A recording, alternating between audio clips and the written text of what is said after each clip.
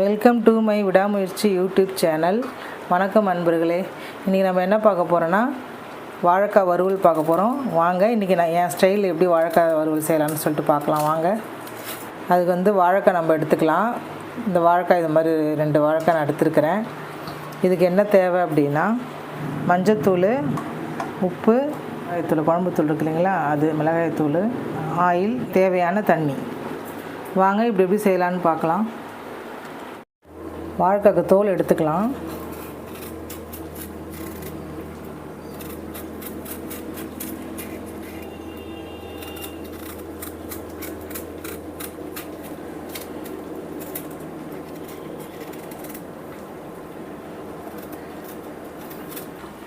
தோல் இந்த மாதிரி சீவி எடுத்துக்கணும். சீவி எடுத்துகிட்டு இதில் தண்ணி இது அப்படியே ரவுண்டாக வெள்ளையாக வெட்டிக்கணும். இது தண்ணியில் தான் போடணும், அப்படி இல்லைன்னா கருப்பாயிடும்.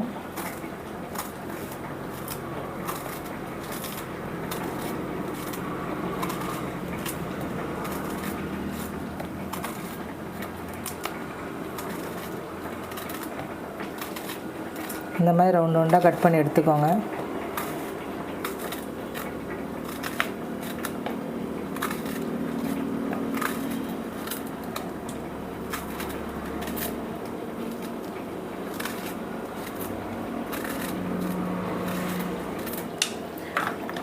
இந்த மாதிரி ரவுண்டாக கட் பண்ணி எடுத்து தண்ணியில் போட்டுக்கோங்க, இல்லைன்னா கருப்பாயிடும். சரி வாங்க இப்போ எப்படி செய்யலாம்னு பார்க்கலாம். ஃபஸ்ட்டு அடுப்பு ஆன் பண்ணிவிட்டு வானலில் எண்ணெய் ஊற்றிக்கோங்க.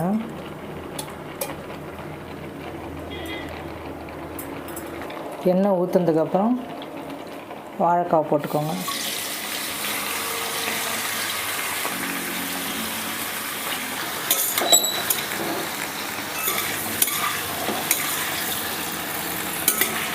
லைட்டாக எண்ணெயில் வாழைக்காவை கரட்டி விட்டுக்கோங்க.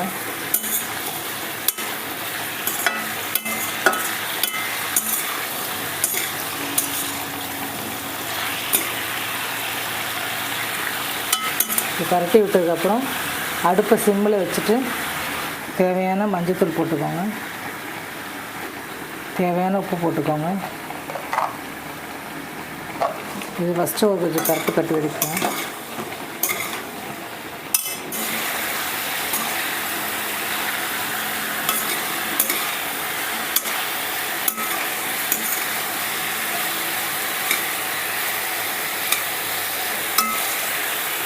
அடுப்பை சிம்மில் வச்சுட்டு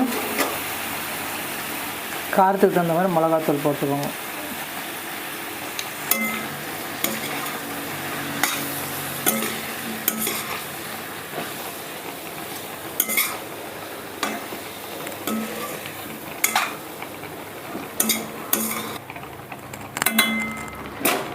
வாழைக்காவுக்கு தண்ணி ஊற்றக்கூடாது, தெளித்து தான் விடணும்.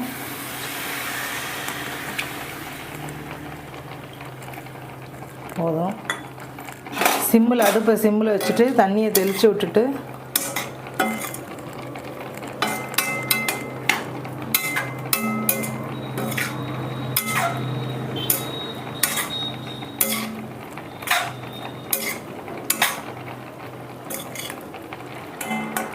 அப்படியே மூடி வச்சிடணும். சிம்மில் வச்சுட்டு இப்போ மூடி போட்டுடணும். மூடி போட்டுட்டு 5 நிமிஷம் கழித்து திறந்து பார்க்கலாம். அடுப்பை சிம்மில் தான் வைக்கணும். 5 நிமிஷம் கழித்து பார்க்கலாம். வாங்க பார்க்கலாம்.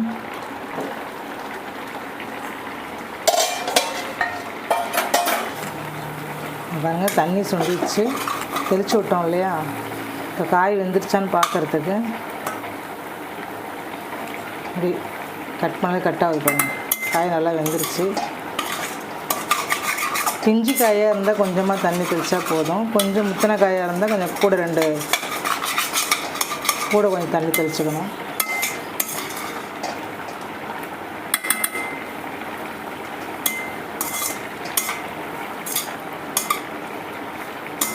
ஒரு 2 நிமிஷம் மூடி வைப்போம், பார்க்கலாம்.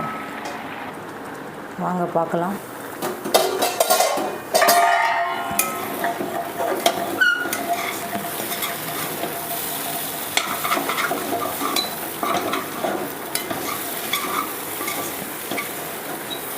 பாருங்கள், இப்போ சுத்தமாக தண்ணி சுண்டிருச்சு.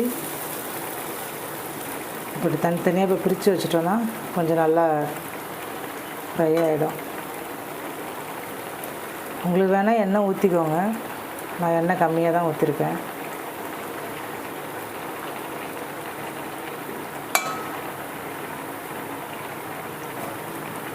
லைட்டாக எண்ணெய் ஊற்றிங்கன்னா இன்னும் கொஞ்சம் மொறுமொறுப்பாக இருக்கும்.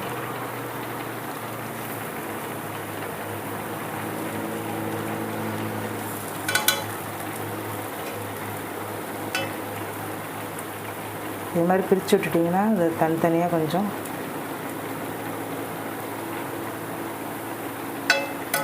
மொறுமொறுப்பாகிடும்.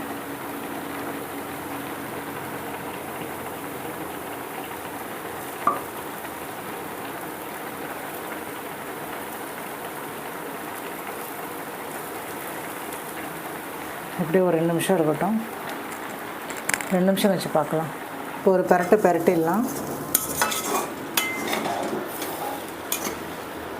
பாருங்கள், இந்த அளவுக்கு ரெடி ஆயிடுச்சு.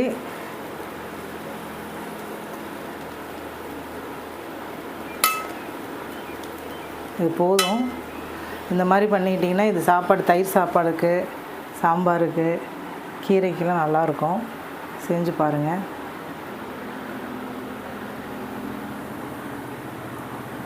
இந்த வீடியோ பிடிச்சிருந்தா லைக் பண்ணுங்கள். எப்படி இருக்குதுன்னு செஞ்சு பார்த்துட்டு கமெண்ட் பாக்ஸில் எனக்கு கமெண்ட் பண்ணுங்கள். இது மாதிரி பயனுள்ள சமையல் வீடியோ பார்க்குறதுக்கு சேனலை சப்ஸ்கிரைப் பண்ணுங்கள். மறக்காமல் பெல் பட்டனை அழுத்திடுங்க அன்பர்களே.